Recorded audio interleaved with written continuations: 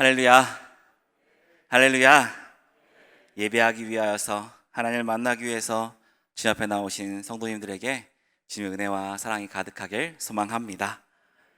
추석 명절 잘 보내고 계신가요?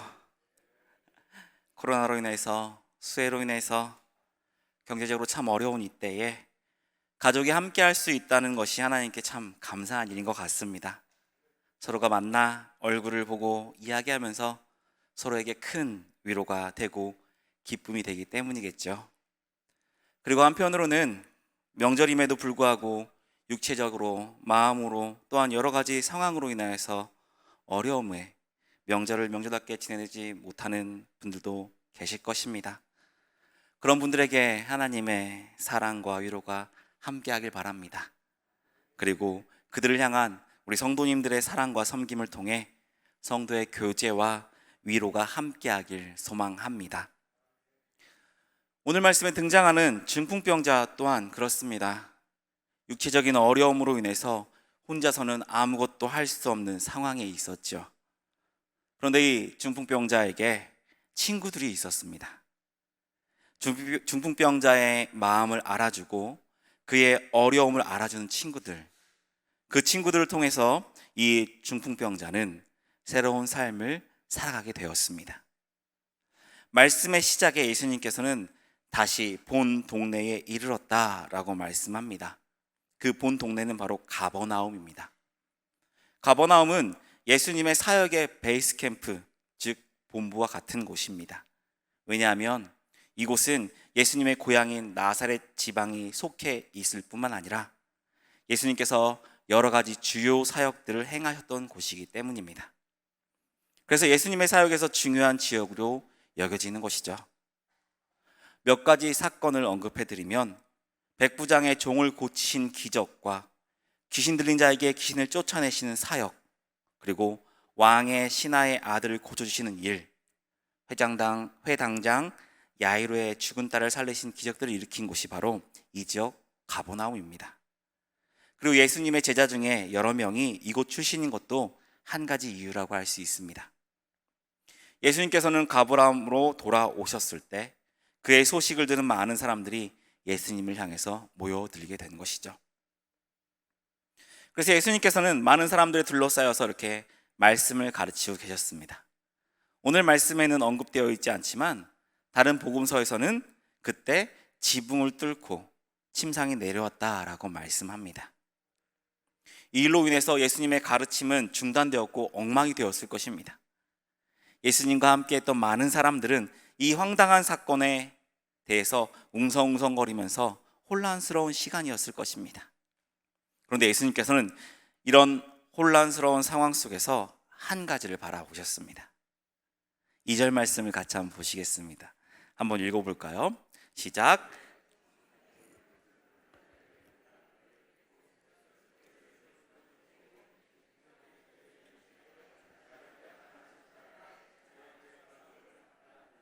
아멘. 예수님께서 누구의 믿음을 보았다고 되어 있나요? 그들의 믿음을 보시고 라고 되어 있습니다. 여기서 그들은 중풍병자가 아닌 중풍병자의 친구들, 중풍병자를 예수님께 데려온 친구들의 믿음을 보았다라는 말씀이죠. 예수님께서는 오늘 말씀 이전에 사건들을 통해서 계속해서 믿음에 대해서 말씀하셨습니다. 산상수훈을 통하여서 예수님께서 메시아이심을 말씀하셨고 제자들의 주님의 제자로서의 삶을 살아가기 위한 제자의 도를 계속해서 가르쳐 주셨습니다.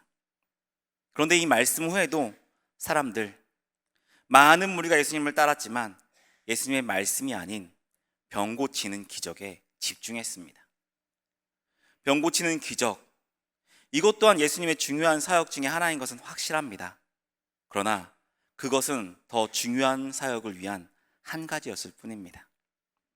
예수님께서는 공생애를 시작하시면서 세 가지 일을 하셨는데요. 마태복음 4장 23절 말씀을 제가 읽어드리겠습니다.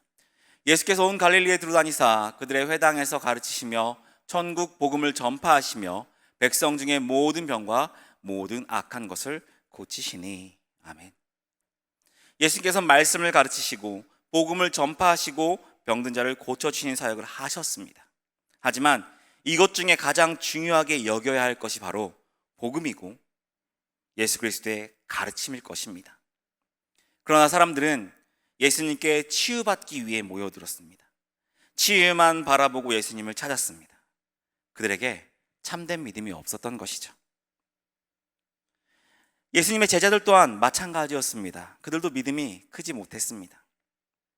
예수님께서는 제자들에게 병을 고치는 기적뿐 아니라 귀신을 쫓아내는 권능이 있음을 보여주시며 예수님께서 누구신지 계속해서 가르쳐 주셨습니다. 그리고 말씀을 가르쳐 주시며 예수님이 메시아 되심에 대해서 그들에게 선포하셨습니다. 하지만 제자들의 믿음은 자라지 못했습니다. 우리 8장에서 보시면 예수님과 함께 배를 타고 가던 제자들이 파도가 일어나서 배를 덮을 정도가 되자 주무시고 계신 예수님을 깨워서 이렇게 말합니다. 우리들이 죽게 되었으니 우리를 구원해 주십시오 라고요. 그들이 처한 환경에 따라 믿음이 흔들린 것입니다. 이때 예수님께서는 바람과 파도를 꾸짖으시며 자연까지 다스리시는 권능을 그들에게 보여주셨습니다. 하지만 제자들은 이렇게 이야기합니다. 8장 27절 말씀인데요, 한번 읽어보겠습니다. 시작. 그들이 놀랍게 여겨 이르되 어떤 사람이기에 바람과 바다도 순종한가 하더라. 제자들은 아직까지 예수님을 제대로 알지 못하고 있는 것입니다. 예수님께서는 그들에게 계속해서 믿음에 대해서 말씀하셨습니다. 예수님의 권능을 보이셨습니다. 하지만 그들은 믿음이 자라지 못하였고 예수님께서는 제자들의 믿음이 작다라고 말씀하셨습니다. 그런데 오늘 말씀에 중풍병자를 데려고 온 친구들의 믿음을 보시고 만족해 하십니다. 사실 중풍병자 친구들도 마찬가지였을 것입니다. 예수님의 말씀을 듣기보다는 친구의 병을 고치겠다는 생각, 마지막으로 지푸라기라도 잡겠다는 그 심정으로 예수님을 찾아왔겠죠. 그러나 그들의 마음엔 무엇이 있었나요? 간절함이 있었습니다. 지붕을 뜯어서라도 친구를 예수님께 보이려 하는 그 간절함, 더 이상 어떻게 할 수 없는 상황에서 예수님만을 의지하겠다는 그 간절한 믿음, 그 믿음을 예수님께서 바라봐 주신 것입니다. 예수님께서는 중풍병자의 믿음이 아닌 그의 친구들의 믿음을 보셨습니다. 보통 우리들은 신앙을 너무 개인적인 것으로 생각할 때가 있습니다. 내 믿음으로 내가 복을 받는다라고 생각하면서 나만 잘 믿으면 되지 라고 여길 때가 있는 것이죠. 그런데 성경을 읽어보면 복음은 내 믿음만으로 받는 것이 아님을 알 수 있습니다. 내 믿음으로 복을 받기도 하지만 남의 믿음, 다른 사람으로 인해서 복을 받기도 한다는 것이죠. 다른 사람의 기도로 내가 하나님 주시는 은혜와 복을 받게 되는 것입니다. 내 믿음만으로 복을 받는다고 한다면 믿음이 없는 다른 사람들은 어떻게 하나님 주시는 복을 받으며 살아갈 수 있을까요? 이런 모습은 초대교회에서도 볼 수 있습니다. 초대교회 공동체는 교제를 통하여 서로에게 복을 끼치는 모임이었습니다. 서로 물건을 나누고 통용하며 교제를 통하여 하나님의 교회를 이루어 갔습니다. 그래서 그곳은 언제나 칭찬받고 예수님을 믿는 자들이 날이 갈수록 많아질 수 있었던 것입니다. 자신만을 위한 믿음이 아닌 공동체를 위한 믿음으로 복을 받게 된 것입니다.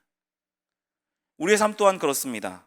제가 이렇게 믿음을 가지고 살아갈 수 있는 것은 제가 믿음을 갖고 살게 해주신 부모님과 저를 위해 기도해 주시는 많은 분들이 있었기 때문에 지금 이렇게 하나님께 주시는 복을 누리며 살고 있는 것이죠.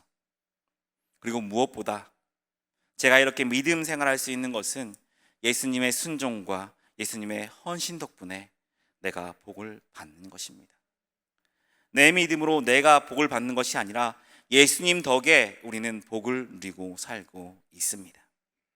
이렇게 봤을 때 그리스도인들의 믿음 생활은 내 믿음으로 남을 복받게 하는 것이다 라고 생각할 수 있습니다.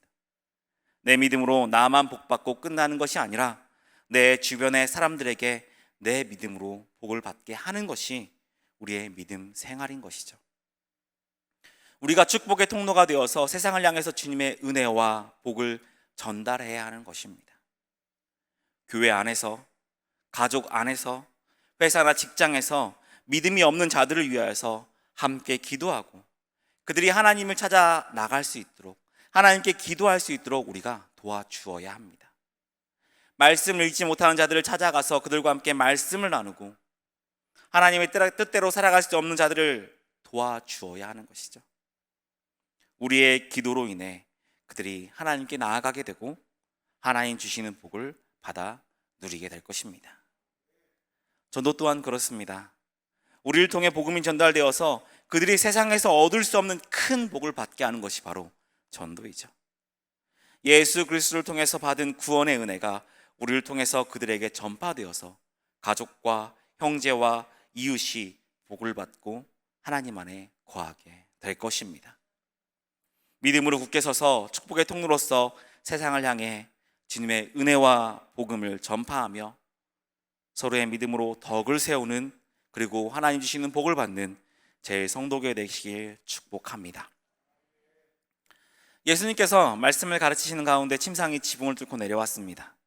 그때 예수님께서는 모든 것을 멈추시고 중풍병자에게 집중하셨습니다.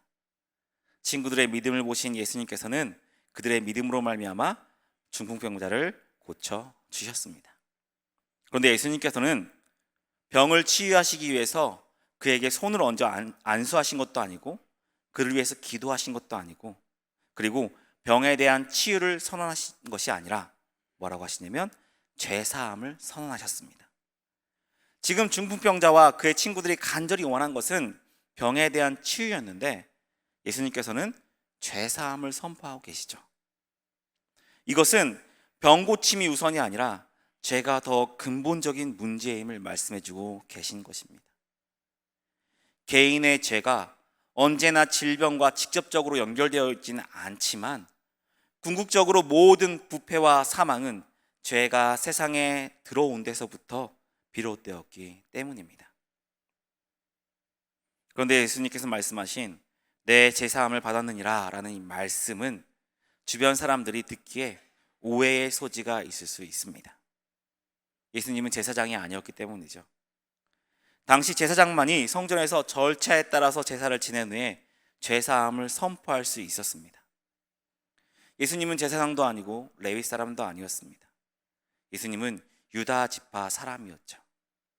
그렇기 때문에 이런 상황 속에서 예수님께서 죄사함을 선포한 것은 사람들이 생각하기에 문제가 될 수 있는 것이었습니다. 3절에 보면 어떤 서기관들이 속으로 이르되 라고 되어 있습니다. 그 자리에 서기관들이 있었다는 것이죠. 이 서기관들은 누가복음의 말씀을 보면 유대와 예루살렘에서 온 사람이다 라고 되어 있습니다.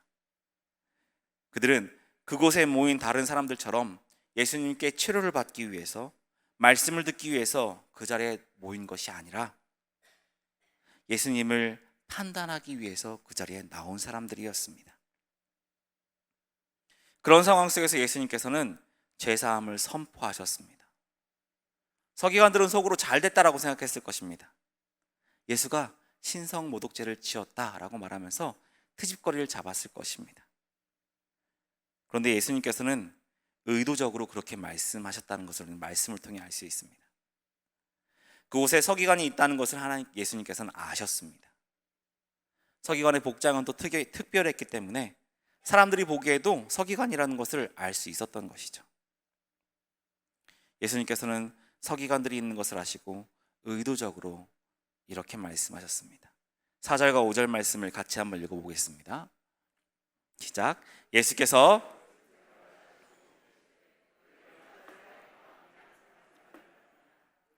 내 제사함을 받았느냐? 일어나 걸어가라 하는 말 중에 어느 것이 쉽겠느냐? 아멘.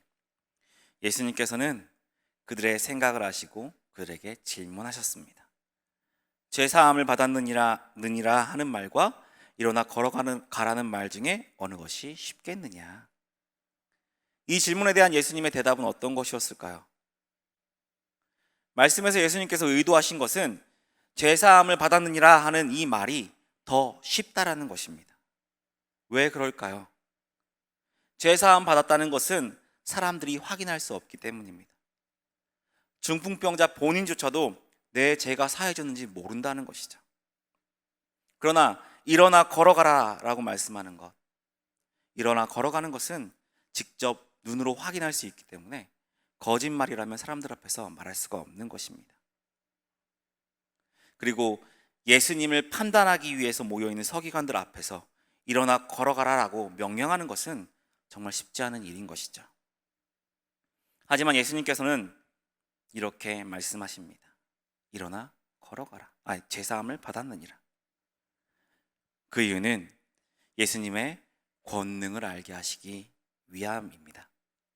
5절과 6절을 다시 한번 또 읽어보도록 하겠습니다. 5절과 6절입니다. 시작. 네, 제사함을 받았느니라 하는 말과 일어나 걸어가라 하는 말 중에 어느 것이 쉽겠느냐. 그러나 인자가 세상에서 죄를 사하는 권능이 있는 줄을 알게 하려 하노라 하시고 중풍병자에게 말씀하시되 일어나 내 침상을 가지고 집으로 가라 하시니. 아멘. 예수님께서는 중풍병자의 죄를 사하여 주시고 나서 일어나 내 침상을 가지고 집으로 가라 라고 명령하십니다. 이것은 중풍병자의 병을 고쳐주시는 말씀이긴 하지만 중풍병자의 죄 또한 사함받았다는 증거가 되는 것입니다. 예수님께서는 그가 일어나서 침상을 가지고 집으로 가는 모습을 사람들 앞에 보이심으로 그가 죄 사함을 받았다는 것을 증명하신 것입니다. 눈으로 볼 수 없는 것, 죄 사함의 권능이 이루어졌다는 것을 모든 사람들에게 보여주신 것이죠. 신성모독이라고 예수님을 트집 잡으려는 서기관들 앞에서 중풍병자가 일어나 걸어가는 것을 보이시며 죄 사함의 권세가 예수님께 있다는 것을 증거하셨습니다.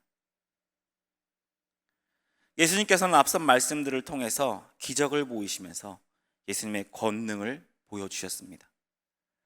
귀신을 쫓아내시고 병을 고치시는 권능과 바람과 파도를 잠잠케 하시며 자연을 다스리시는 권능을 보여주셨죠.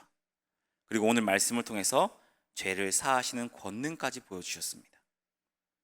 이 세 가지 권능은 서기관들이 말했던 것처럼 신이 아니면 할 수 없는 일이었습니다. 신성이 없이는 이 일은 일어날 수 없는 것입니다.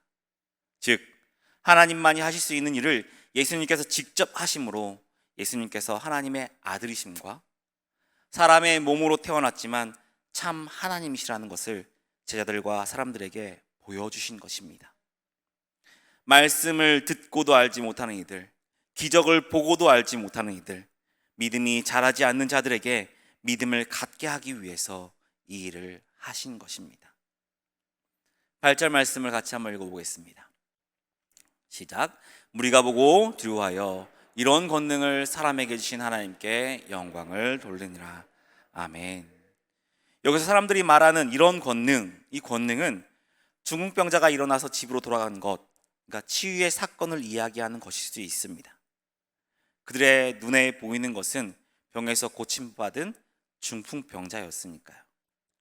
그러나 예수님께서는 6절에서 이야기하신 것처럼 인자는 죄를 사하는 권능이 있다라는 것을 말씀하신 것입니다. 예수님께서는 이 사건을 통해 예수님께서 죄를 용서해 주시는 분이라는 것을 보여주고 싶으셨습니다. 중풍병자를 고칠 수 있는 것을 가르쳐 주시기보다는 죄를 사하여 주시는 분이라는 것을 사람들에게 가르쳐 주시는 것입니다. 예수님께서는 죄인들을 구원하시기 위해서 이 땅에 오셨습니다. 하나님의 아들로서 이 땅에 사람의 몸을 입고 오셨습니다. 그리고 그냥 사람의 모습으로 살아가신 것이 아니라 참 하나님으로서 이 땅에서의 사명을 감당하셨습니다. 참 사람과 참 하나님이신 예수님께서는 겉모습은 우리와 같은 사람의 모습을 하고 있으시지만 그의 본성은 하나님이시기에 죄가 없으신 분이십니다. 그분은 귀신을 쫓아내고 병을 고치심으로 권능을 나타내셨고 자연 만물을 다스리심으로 능력을 보여주셨습니다. 그리고 무엇보다 중요한 권능, 하나님만이 하실 수 있는 권능인 죄를 사하시는 권능이 있으심을 우리에게 보여주셨습니다. 이런 권능을 가지고 계신 예수님께서는 우리의 죄, 우리가 가지고 있는 죄를 사하여 주시는 분이십니다.